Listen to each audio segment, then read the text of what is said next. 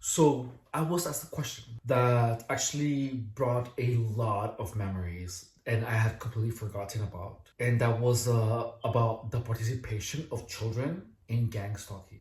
And the truth is that children do participate in it. They do. And it's awful. Oh my god. Oh my fucking god.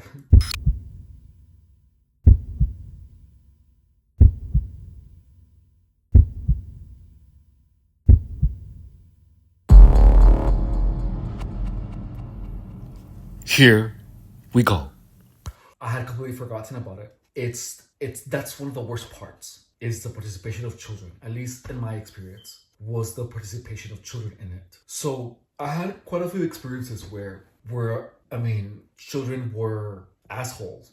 The truth is that children can get away with a lot when compared to adults. So I was literally like kicked by children. I remember I was in an elevator and a fucking kid just like was fucking with the joysticks, and all of a sudden, all the gang stalkers were fucking with the joysticks on my Nintendo Switch. I was so mad, and to have a child just fucking join in, it's just awful. Also, what else happened? Well, if kids are not participating in it, they are used to make the gang stalking experience worse. One of the craziest part was when I was at In and Out, the one in National City. Oh my god, it sounds so good. I haven't had In and Out in forever. Well, I was in the restroom and I was taking a piss, right? And then, listen, I don't know if this was part of the gang stalking, but it made me so uncomfortable because it was this Hispanic guy and his kid. And then, well, in Spanish, the word "can you handle it" can be used as "can you hold it." So aguantas means like can you handle it, and can you hold it? Like it's the same word that you use. So I was taking a piss right at In and Out on the urinal, and then the kid was with his dad in the restroom, and the rest and the kid had to use the restroom, and the dad was like, "Oh, it's taken, it's busy. Can you?" In Spanish, I mean, he was saying it with a double entendre. Can you take it? It's gonna be a lot, but can you take it? In Spanish, it sounded something like this. Está ocupado, aguantas, aguantas, aguantas. But he was like yelling it almost in my ear. Aguantas, aguantas. It's gonna feel good after. I swear to God. And the dad was yelling this in the restroom to his kid. I was fucking freaking out. Oh my God. I was like, what the fuck is this supposed to be? What is he supposed? Why?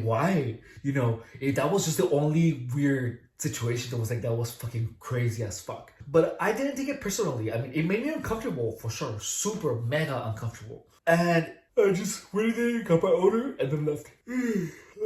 I remember that day. It was so weird because I looked at my order number and I saw a completely different number than what was actually on the ticket. And I swear to God, I saw the number. It was a different number. And my immediate thought was like, oh my God, that gang stalkers manipulated me to look at something else. Somehow. They did this somehow. And now that I think back to that situation, I think that I told myself probably, they wanted me to wait too long, or they want me to get anxious over my order or something like that. And if you've seen my previous gang stalking videos, when you think they want me to, your mind starts working, your imagination, mind's eye starts working and manifests what you say they want me to. It just works like that. So if you have more questions about gang stalking, just know that well, feel free to ask me as many questions as you want. I would love to. I love answering them.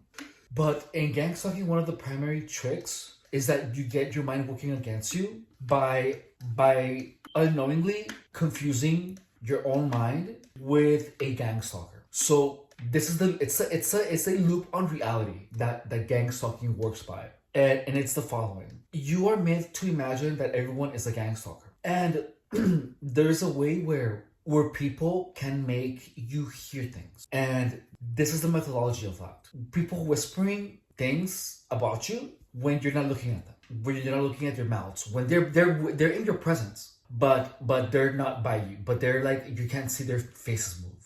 That is how gang stalking makes people hear voices. That is the actual methodology, the super secret methodology. So that happens when when a person walks by you. So that conditions your mind to create voices when someone walks by you, regardless of not they say something. That is psychological conditioning. So then when that happens, because you hear a voice of someone walking by you, you are literally imagining that that person is a gangster.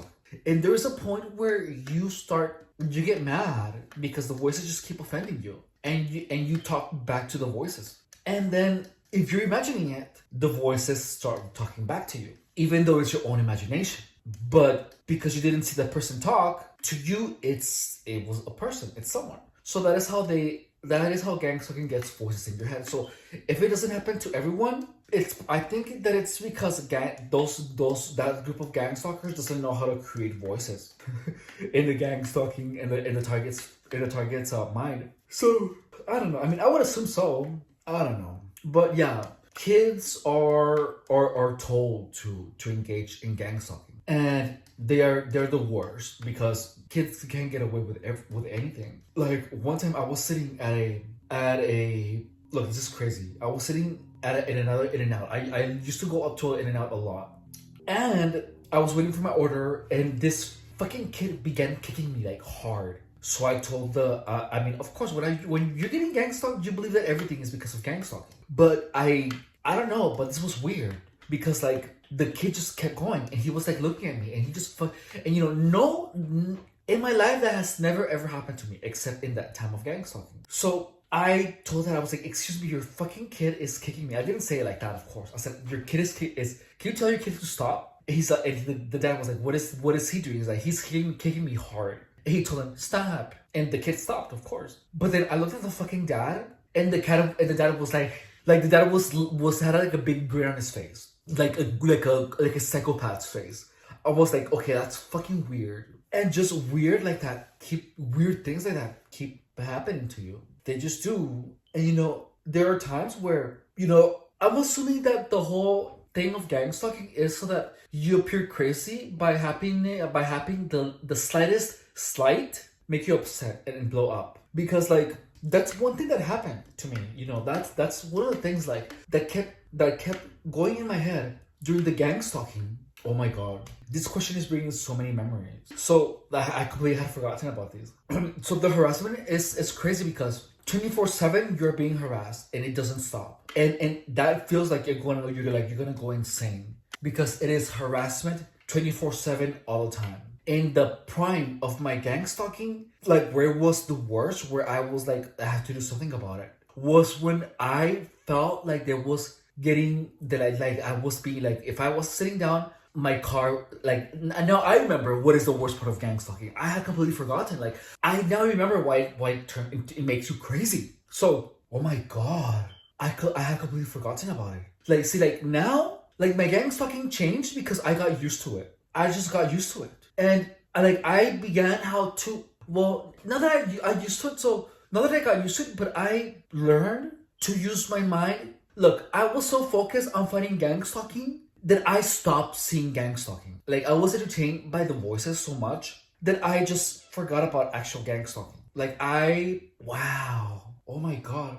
I was so enthralled in the aspect of manipulation, in the aspect of figuring gang stalking, that my gang stalking experience turned completely distinct that from people's who are currently getting gang stalked. Oh my god, so gang stalking is an experience where you are being harassed 24/7 all the time, at all times, all the time. That's what gang stalking is, and I had my face of that. But I began using my imagination to think other stuff to such a point that I just changed the entire operation. I forgot. So look, I completely forgot about this. Oh my god. Well, I'm gonna just finish answering this question and then I'm gonna do another video. So the truth is that, oh my god, I can't believe I forgot about that. Is that yes, children and even animals. I saw animals doing gang stalking. Like I know that's gonna be weird. So that's why